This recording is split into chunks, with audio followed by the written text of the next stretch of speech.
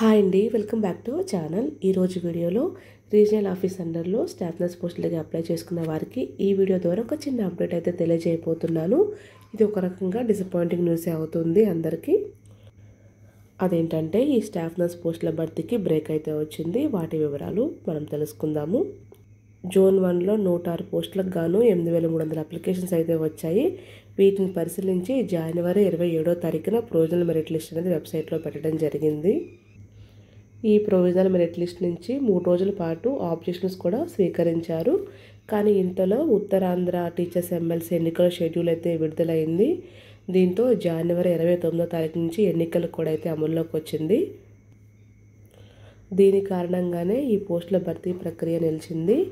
ఎన్నికల ప్రక్రియ పూర్తవగానే మళ్ళీ స్టాఫ్ నర్స్ పోస్టులను భర్తీ చేస్తామని రీజనల్ డైరెక్టర్ డాక్టర్ రాధారాణి గారు ఒక ప్రకటనలో తెలిపారు.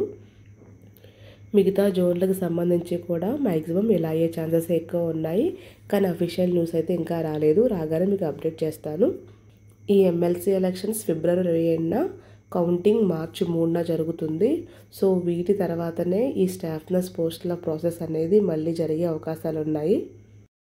సో ఇదండి స్టాఫ్ నర్స్ పోస్టులకు సంబంధించి ఇప్పటిదాకా వచ్చిన అప్డేట్.